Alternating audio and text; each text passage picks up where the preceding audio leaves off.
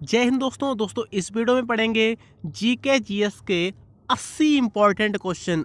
80 यानी कि 80 important question पढ़ेंगे। सिलेक्टेड क्वेश्चन होंगे, अच्छे लेवल के क्वेश्चन होंगे। वही क्वेश्चन मैंने आप सभी के लिए लिए हैं जो आप सभी के पेपर में गाइस पूछे जा सकते हो। ठीक है, प्रीवियस ईयर एग्जाम में सभी क्वेश्चन पूछे गए, रिपीटेड सभी क्वेश्चन रहने वाले हैं।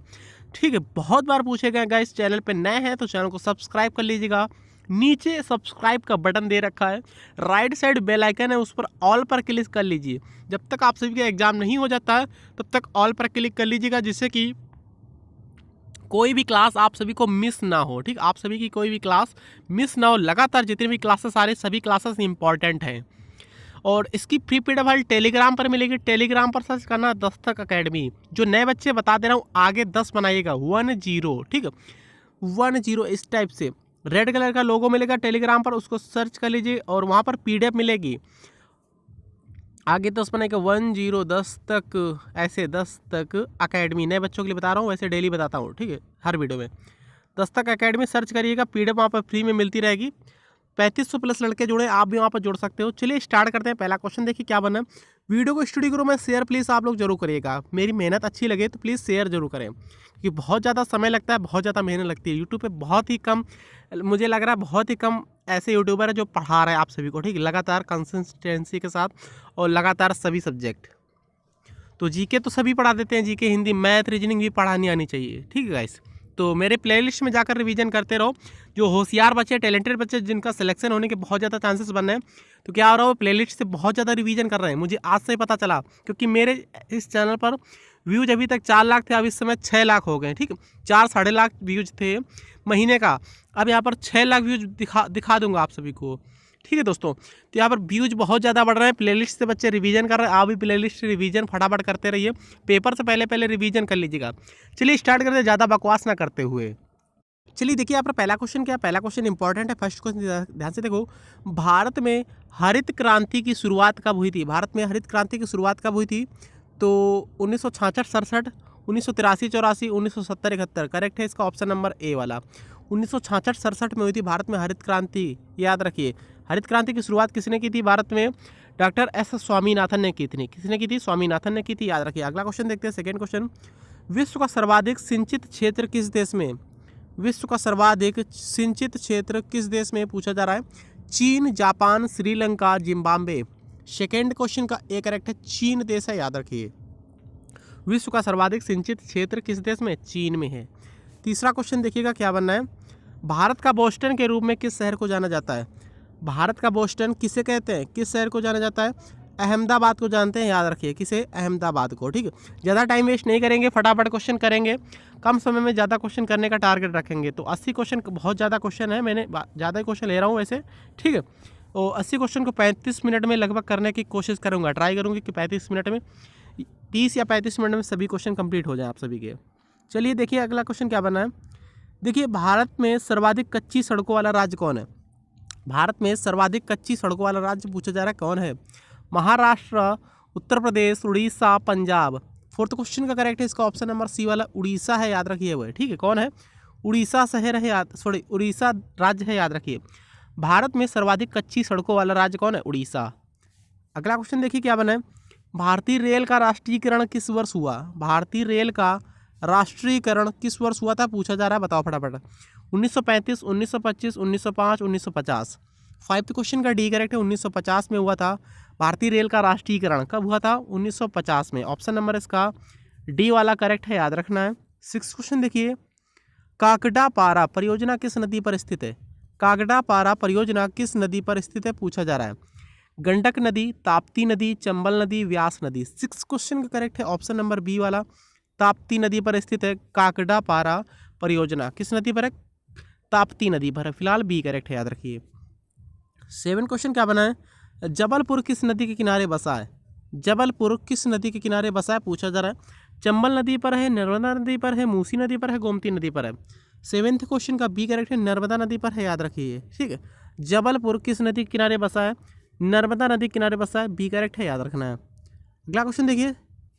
सिमलीपाल अभ्यारण्य किस राज्य में स्थित है? बहुत रिपीटेड क्वेश्चन लिए हैं मैंने, सारे क्वेश्चन। ठीक है, सिमलीपाल अभ्यारण्य किस राज्य में स्थित है? देख लेना, जो 9 बजे वाली सीरीज चलती है मेरी, उसमें से क्वेश्चन बहुत ज़्यादा आप सभी के पेपर में देखने को मिले। 25 क्वेश्चन है, 25 क्वेश्चन में कम से कम आप सभी को 4 से 5 या 6 क्वेश्चन आप सभी को 9 बजे वाली सीरीज से देखने को मिलेंगे। और वीडियो जाते हैं जीके के, उसमें से क्वेश्चन देखने को मिलेंगे। और आप सभी की सीरीज स्टार्ट हो रही करंट अफेयर्स की, तो तैयार रहना, सुबह सुबह करंट अफेयर्स आप सभी को मिलेगी, ठीक है। 1-2 दिन रुको थोड़ा। सिमलीपाल अभ्यारण्य किस राज्य में स्थित है? सिमलीपाल, कर्नाटक, उड़ीसा, आंध्र प्रदेश या फिर राजस्थान? 8 क्वेश्चन का बी करेक्ट है, याद रखिए। उड़ीसा राज्य में स्थित है सिमलीपाल अभ्यारण्य, बी करेक्ट है, याद रखना है। 8 क्वेश्चन देखिए, थारू किस राज्य की प्रमुख जनजातियां हैं? थारू किस राज्य की प्रमुख जनजातियां हैं, पूछा जा रहा है। उत्तरांचल, छत्तीसगढ़, झारखंड, असम। 9th क्वेश्चन का यहाँ पर ए करेक्ट है, उत्तरांचल की है, याद रखिए। थारू किस राज्य की प्रमुख जनजातियां हैं? उत्तरांचल की। 10th क्वेश्चन देखिए क्या बनना है, किस रेगुलेटिंग एक्ट के तहत कोलकाता में एक सुप्रीम कोर्ट की स्थापना की गई थी? किस एक्ट के तहत की गई थी कोलकाता में सुप्रीम कोर्ट की स्थापना? 1957, 1773, 1813 या फिर 1833? 10th क्वेश्चन का बी करेक्ट है, 1713 में की गई थी, सॉरी 1773 में की गई थी, याद रखिए, ठीक है। किस रेगुलेटिंग एक्ट के तहत कोलकाता में सुप्रीम कोर्ट की स्थापना की गई? 1773 में, बी करेक्ट है, याद रखना है। संविधान के प्रारूप पर कुल कितना दिन बहस हुई थी? संविधान के प्रारूप पर कुल कितने दिन बहस हुई थी, पूछा जा रहा है। 110 दिन, 56 दिन, 60 दिन या फिर 114 दिन?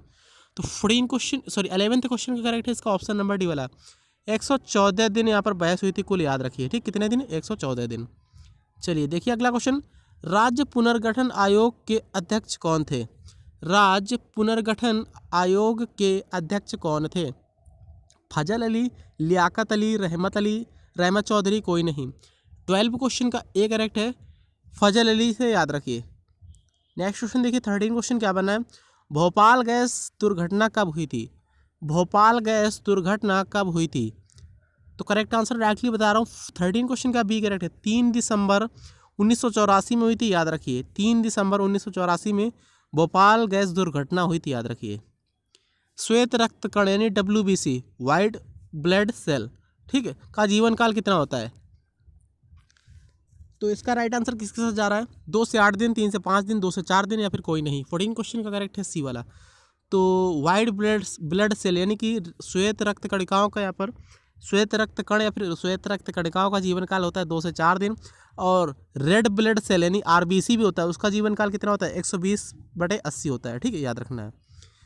100 से 120 दिन होता है, उसका भी याद रखना है। 15 क्वेश्चन देखिए क्या बना है, मनुष्य में लगभग कितना लीटर प्रतिदिन लार निकलता है? ठीक है, मनुष्य में लगभग कितना लीटर प्रतिदिन लार निकलता है? 2 लीटर, 3 लीटर, 4 लीटर, 1.5 लीटर? 15 का करेक्ट है डी वाला, 1.5 लीटर निकलता है प्रतिदिन, याद रखिए। मनुष्य के शरीर में लगभग 1.5 लीटर लार बनता है एक दिन में, याद रखिए, डी करेक्ट है। 16 क्वेश्चन क्या बना है, मानव शरीर की दूसरी सबसे बड़ी ग्रंथि कौन सी है? मानव शरीर की दूसरी सबसे बड़ी ग्रंथि पूछा जा रहा है कौन सी है? पित्ताशय, अग्नाशय, अमाशय, कोई नहीं? 16 क्वेश्चन का करेक्ट है इसका ऑप्शन नंबर बी वाला, अग्नाशय ग्रंथि है, याद रखिए। मानव शरीर की दूसरी सबसे बड़ी ग्रंथि है अग्नाशय, पहली ग्रंथि कौन सी? यकृत है, याद रखिए। चलिए अगला क्वेश्चन देखिए क्या बनना है। हाँ ये क्वेश्चन हो गया। 17 क्वेश्चन आ गए हैं। विश्व में रसायन विज्ञान में प्रथम नोबेल पुरस्कार से सम्मानित व्यक्ति कौन है? नोबेल पुरस्कार से कौन सा व्यक्ति सम्मानित किया गया था? रॉन्टजन, JH वेटहा, आर्थर एस, कोई नहीं? 17 क्वेश्चन का करेक्ट है इसका ऑप्शन नंबर बी वाला, JH वेटहा, ऑप्शन नंबर बी करेक्ट है। चलिए, चीन ने सर्वप्रथम वीटो का प्रयोग कब किया था? चीन ने सर्वप्रथम वीटो का प्रयोग कब किया था, पूछा जा रहा, बताओ। तो करेक्ट है 18 क्वेश्चन का ऑप्शन नंबर ए वाला, अगस्त 1972 में किया था, याद रखिए। कब किया था? अगस्त 1972 में। अगला क्वेश्चन देखिए, 19 क्वेश्चन क्या बनना है, WHO की स्थापना कब हुई थी? वर्ल्ड हेल्थ ऑर्गेनाइजेशन, विश्व स्वास्थ्य संगठन, ठीक है, याद रखिए। WHO की स्थापना 1948 में हुई थी, याद रखना है। कब हुई थी? WHO की स्थापना 1948 में हुई थी। ऑप्शन नंबर इसका भी ए करेक्ट आंसर हो जाएगा, याद रखना है। चलिए 20 क्वेश्चन देखते हैं क्या बना है। नाटो में सदस्य की संख्या है, नाटो में सदस्य की संख्या कितनी होती है, पूछा जा रहा है। 25, 26, 27, 28? 20 क्वेश्चन का डी करेक्ट है, 28 होती, याद रखिए।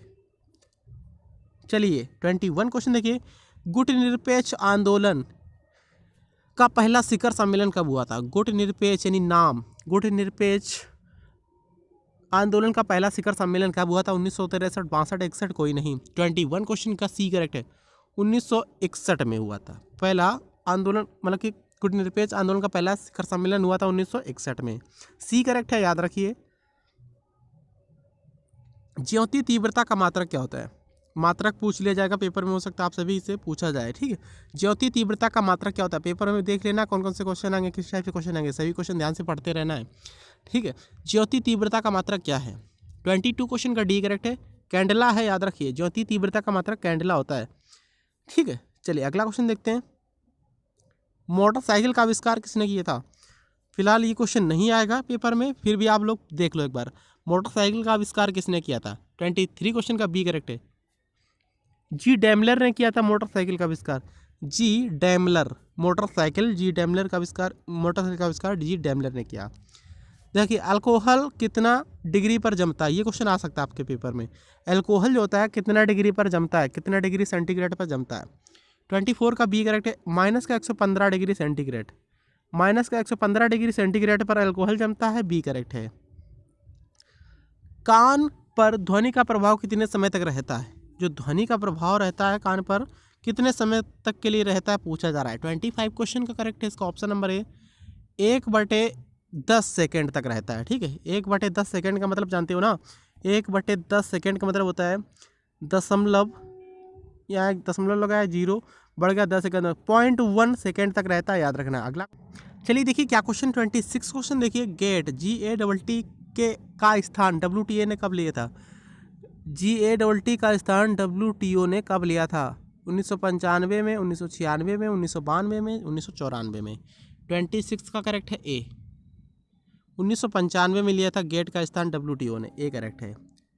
म्यूचुअल फंडों एवं स्टॉक मार्केट के नियंत्रण के अधिकार किसे दिए गए? म्यूचुअल फंडों एवं स्टॉक मार्केट के नियंत्रण का अधिकार किसे दिया गया? BSE, NSE, सेबी, कोई नहीं। 27 क्वेश्चन का सी करेक्ट है, सेबी को दिए गए, याद रखिए, ए करेक्ट, सी करेक्ट है। देखिए अगला क्वेश्चन क्या बनना है। भारत में राष्ट्रीय आय के अनुमान के आंकड़े को कौन जारी करता है? भारत में राष्ट्रीय आय के अनुमान को कौन जारी करता है? सेबी या फिर EXIM, MSO या फिर CSO।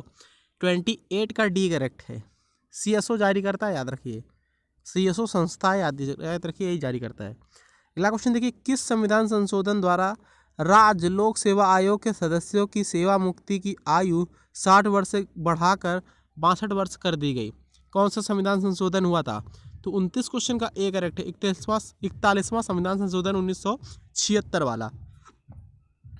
30 क्वेश्चन देखिए, जीवाणु में गुणसूत्रों की संख्या कितनी होती है? जीवाणु में गुणसूत्रों की संख्या 3, 4, 2, 1, यानी कि 1, 2, 3, 4 कितनी होती है? 30 क्वेश्चन का करेक्ट है सी, 1 होती है, याद रखिए। जीवाणु में गुणसूत्रों की संख्या कितनी होती है? 1 होती है।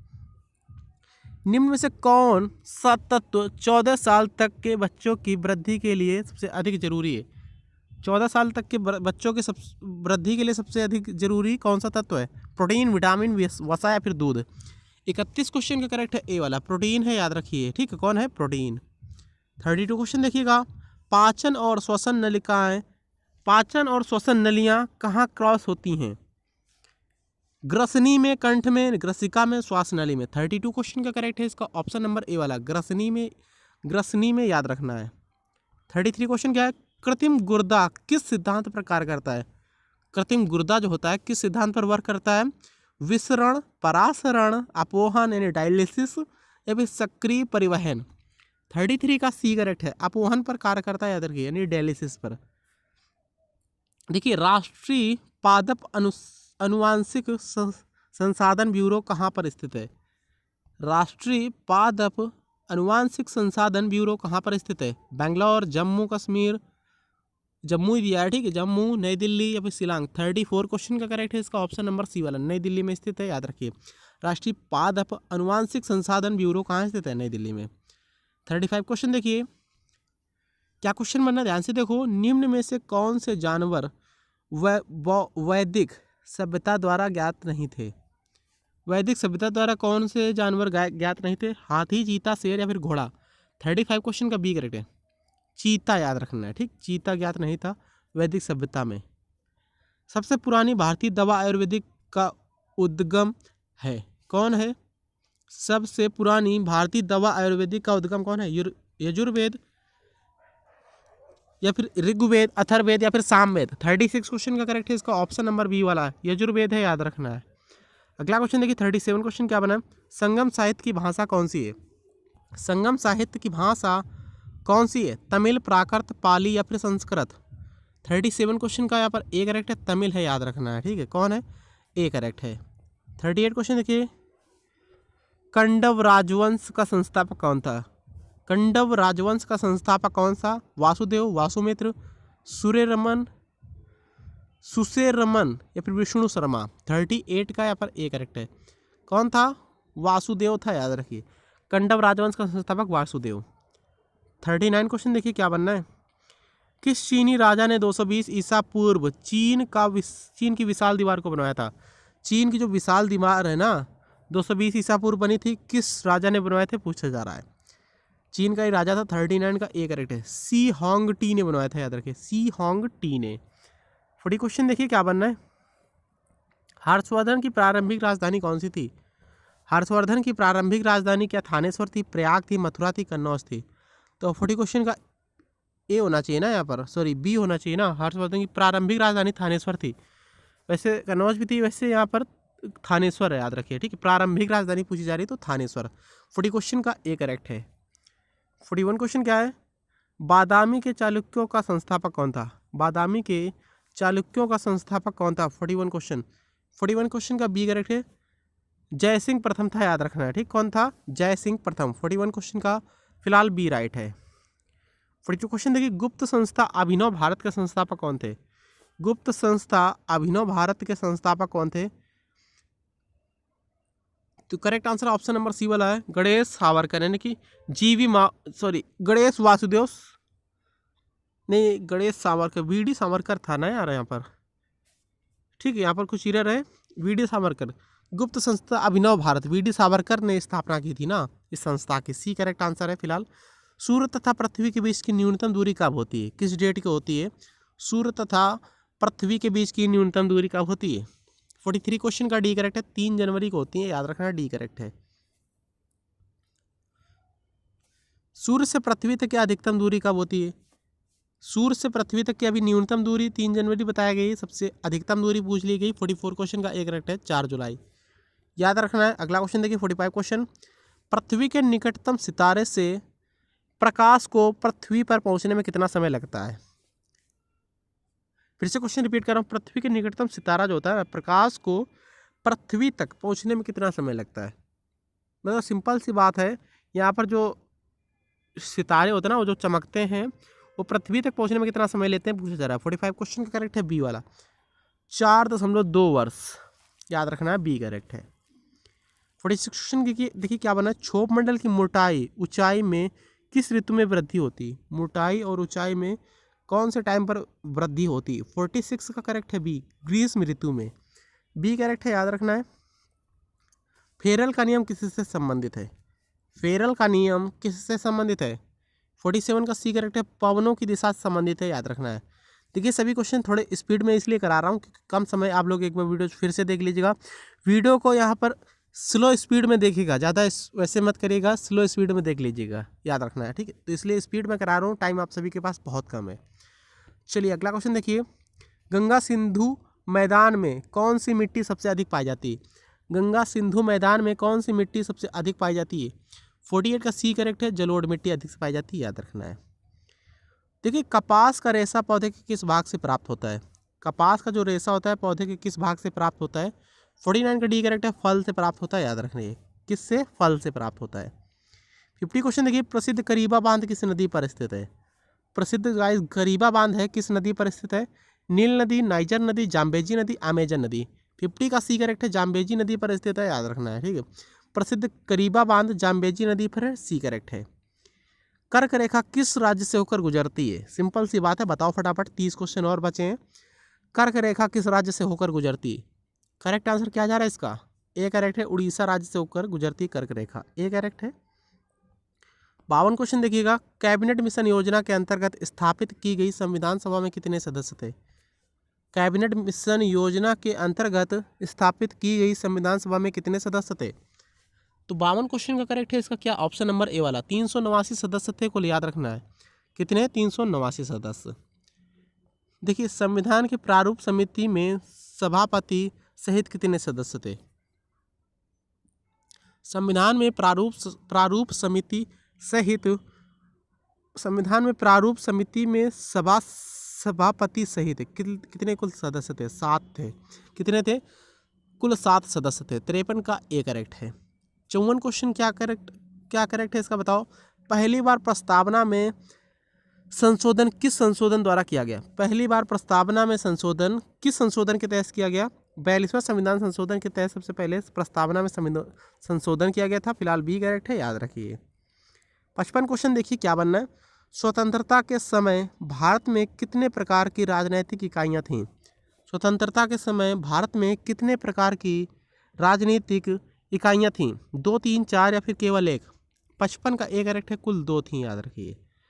56 क्वेश्चन देखिए, संपत्ति के अधिकार को मौलिक अधिकार की सूची से संशोधन द्वारा हटाया गया। किस संशोधन द्वारा?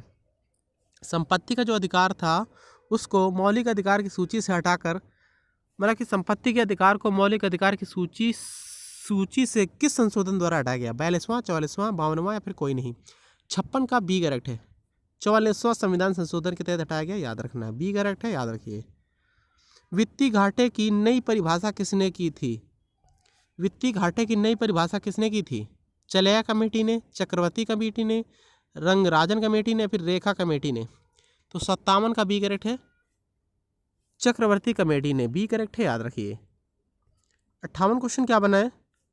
साप्टा किस वर्ष साप्टा में बदल गया? साप्टा किस वर्ष में साप्टा में बदल गया? साप्टा किस वर्ष साप्टा में बदल गया, ऐसा है। साप्टा जो है SAPTA किस वर्ष SAFTA में बदल गया? 2000, 2002 में, 2005 में, 2011 में? 58 का सी राइट आंसर है, 2005 में बदल गया। क्वेश्चन पूछ लिया जाए पेपर में आ सकता है, ठीक है। साप्टा जो है SAPTA किस वर्ष में साप्टा में बदल गया? तो 2005 डेट याद रखिए, 2005 में। देखिए भारत की सबसे लंबी नदी पुल महात्मा गांधी सेतु जो पटना में है, इसकी लंबाई पूछी गई कितनी? भारत की सबसे लंबी नदी पुल जो है महात्मा गांधी सेतु पटना में, इसकी लंबाई पूछी गई कितनी है? तो 5575 मीटर है, याद रखिए। कितनी है? 5575 मीटर। भारत की सबसे बड़ी जनजाति कौन सी? तो कमेंट करो फटाफट, इसकी राइट आंसर इसका तो आना चाहिए ना। भारत की सबसे बड़ी जनजाति कौन सी? गोंड, भोटिया, बडांगा या फिर कोई नहीं? 60 का करेक्ट आंसर, राइट आंसर आ जाना चाहिए कमेंट बॉक्स में। बर्लिन किस नदी के किनारे स्थित है? बर्लिन जो जर्मनी का शहर है, किस नदी के किनारे स्थित है पूछा जा रहा है। बर्लिन मेनाम स्त्री टिंग्रिस राइन। 61 क्वेश्चन का करेक्ट है इसका ऑप्शन नंबर बी वाला, स्त्री नदी के किनारे स्थित है, याद रखिए। लुधियाना किस नदी के किनारे स्थित है बताओ फटाफट? गोमती, गोदावरी, सतलुज, बर्लिन। 62 का सी करेक्ट है। लुधियाना सतलज नदी के तट पर स्थित है, याद रखिए, लुधियाना शहर। लक्ष्मी विलास महल किस शहर में स्थित है? लक्ष्मी विलास महल किस शहर में स्थित है? बड़ोदरा, बेंगलोर, भुवनेश्वर, उज्जैन। 63 का ए करेक्ट है, बड़ोदरा में स्थित है, याद रखिए, बड़ोदरा में लक्ष्मी विलास महल। लालगढ़ महल कहाँ स्थित है? लालगढ़ महल कहाँ स्थित है पूछा जा रहा है, बताओ फटाफट। थोड़ा जूम कर ले रहा हूँ। लालगढ़ महल कहाँ स्थित है? 64 का सी करेक्ट है, बीकानेर में स्थित है, याद रखिए। भारत आने वाले प्रथम ब्रिटिश प्रधानमंत्री कौन थे? भारत आने वाले प्रथम ब्रिटिश प्रधानमंत्री कौन थे? 65 क्वेश्चन का डी करेक्ट है, हैराल्ड मैकमिलन थे, याद रखिए, हैराल्ड मैकमिलन। चलिए देखिए क्या क्वेश्चन बना है। भारतीय सर्वेक्षण निम्न में से किसके अधीनस्थ थे? अधीनस्थ हैं। भारतीय सर्वेक्षण निम्न में से किसके अधीनस्थ हैं? रक्षा मंत्रालय, पर्यावरण एवं वन मंत्रालय, गृह मंत्रालय, विज्ञान एवं प्रौद्योगिकी संस्थान। 66 का डी करेक्ट है। भारतीय सर्वेक्षण किसके अधीनस्थ है? विज्ञान एवं प्रौद्योगिकी संस्थान के अधीनस्थ है, याद रखना है।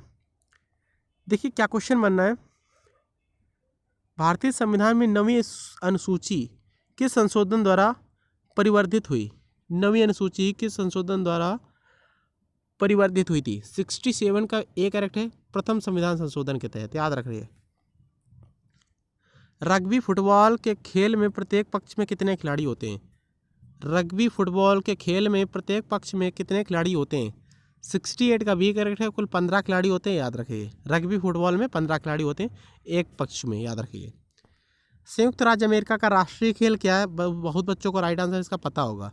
संयुक्त राष्ट्र अमेरिका का, यूएसए का राष्ट्रीय खेल क्या है? 69 क्वेश्चन का सी करेक्ट है, बेसबॉल है, याद रखिए।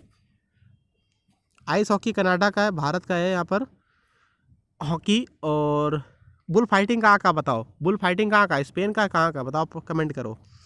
भारत के प्रथम रैमन मैग्सेसे पुरस्कार विजेता कौन है?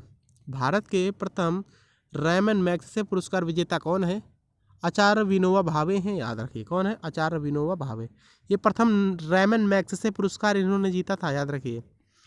देखिए क्या क्वेश्चन बनना है, विश्व की प्रथम महिला राष्ट्रपति कौन थी? विश्व की प्रथम महिला राष्ट्रपति कौन थी?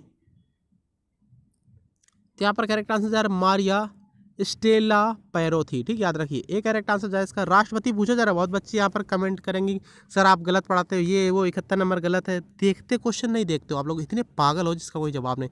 हो सकता है किसी किसी वीडियो में एक आध क्वेश्चन गलत हो जाए, मगर तुम लोग सभी क्वेश्चन गलत करने में लग जाते हो फिर, ठीक है। विश्व की प्रथम महिला राष्ट्रपति कौन थी? महिला राष्ट्रपति थी मारिया स्टेला पैरो। यहाँ पर पूछ ले जाए विश्व की प्रथम महिला प्रधानमंत्री कौन थी, तब श्री माओ भंडार नायके लगेंगे, तब लगाएंगे। प्रधानमंत्री ये पीएम थी, याद रखिए, श्रीलंका की थी, याद रखिए, ठीक है। बच्चे कंफ्यूज बहुत ज़्यादा होते हैं। 72 क्वेश्चन क्या बना, देखिए। राष्ट्रीय डाक दिवस किस तिथि को मनाया जाता है? राष्ट्रीय डाक दिवस किस तिथि को मनाते हैं? 72 क्वेश्चन का सी करेक्ट है, 9 अक्टूबर को मनाते हैं, याद रखिए। वीडियो अच्छा लग रहा हो तो प्लीज़ लाइक कर दें, लाइक कर दें। ज़्यादा हम टाइम आप सभी का वेस्ट नहीं करते कि लाइक करो, ये करो, फलाना करो, ठीक है। फलाना टाइम का करो, तो फटाफट आप सब लाइक कर दें। जिसने अभी तक सब्सक्राइब नहीं किया तो प्लीज़ सब्सक्राइब कर लें। सब्सक्राइब का बटन दिख रहा है ना, जिसको नहीं दिख रहा तो प्लीज़ ना वो करें, और जिसको दिख रहा है तो सब्सक्राइब नीचे कर लें ज़रूर। वीडियो को शेयर कर दें एक बार प्लीज़, टेलीग्राम पर शेयर करें, फेसबुक पर ग्रुप में शेयर करें, व्हाट्सअप ग्रुप में शेयर करें। वीडियो को फटाफट स्टडी ग्रुप में शेयर करें। अगर ऐसी क्लासेस चाहते हैं तो प्लीज़ जिसने भी अभी तक लाइक नहीं किया लाइक करें। बहुत ज़्यादा मेहनत पड़ रही, बहुत ज़्यादा, या यहाँ पर बहुत ज़्यादा प्रॉब्लम में हूँ मैं, ठीक है। तो राष्ट्रीय डाक दिवस कब मनाया जाता है पूछा जा रहा, सिंपल सी बात है। 72 क्वेश्चन का मैंने बता दिया ना, 9 अक्टूबर को मनाते हैं, सी करेक्ट है। सी राजगोपालाचारी को कब भारत रत्न से सम्मानित किया गया था? सी राजगोपालाचारी को। तो करेक्ट आंसर इसका क्या जा रहा है? 73 क्वेश्चन का राइट आंसर क्या जा रहा है? 73 क्वेश्चन का बी करेक्ट है। 1954 में सी राजगोपालाचारी को भारत रत्न से सम्मानित किया गया। देखिए क्या क्वेश्चन बनना, अगला क्वेश्चन ध्यान से देखो। इस क्वेश्चन को कैसे करेंगे। प्रथम सार्क शिखर सम्मेलन ढाका में कब हुआ था? ढाका बांग्लादेश में जो है, प्रथम सार्क शिखर सम्मेलन कब हुआ था पूछा जा रहा है। 74 क्वेश्चन का बी करेक्ट है, 1985 में हुआ था, याद रखिए। सैम रॉक किस देश का राष्ट्रीय प्रतीक है? सैम रॉक किस देश का राष्ट्रीय प्रतीक है पूछा जा रहा है। Ireland, Australia, Canada, Argentina. 75 question का ए करेक्ट है, आयरलैंड का है, याद रखिए। सैम रॉक किस देश का राष्ट्रीय प्रतीक है? आयरलैंड का। रिक्स डॉग किस देश की संसद का नाम है? रिक्स डॉग किस देश की संसद का नाम है? 76 का सी करेक्ट है, स्वीडन की संसद का नाम है, याद रखिए, स्वीडन। 77 क्वेश्चन देखिए, योजना अवकाश का उल्लेख किस काल में होता है? योजना अवकाश का उल्लेख किस काल में होता है, किस टाइमिंग में होता है? तो 77 का करेक्ट है बी, 1966 से 69 में होता है, याद रखिए। प्रथम अल्पसंख्यक आयोग की स्थापना कब हुई थी? प्रथम अल्पसंख्यक आयोग की स्थापना कब की गई? 78 का सी करेक्ट है, 1979 में की गई थी, सी राइट है, याद रखिए। देखिए आज का यहाँ पर 2 क्वेश्चन और बचे हैं इसके बाद। देखिएगा, निम्न राज्यों में सबसे बड़ी विधान परिषद किस राज्य की? सबसे बड़ी विधान परिषद तो सभी को पता होगा, उत्तर प्रदेश की, ये याद रखिए, ठीक है। इससे बड़ी तो विधान परिषद तो मुझे नहीं लगता किसी की। ए करेक्ट है। आज का लास्ट क्वेश्चन देख लो, भारत का सबसे बड़ा संघीय क्षेत्र कौन सा है? भारत का सबसे बड़ा संघीय क्षेत्र कौन सा है? 80 का बी करेक्ट है, पांडिचेरी है, याद रखिए। मिलते हैं नेक्स्ट वीडियो में। अच्छा लगा तो लाइक सब्सक्राइब शेयर नहीं रुकने चाहिए। थैंक यू, जय हिंद। देखिएगा यहाँ पर टाइमिंग भी आप सभी देख सकते हो, कम समय, काफ़ी कम समय लगा आपका, ठीक है।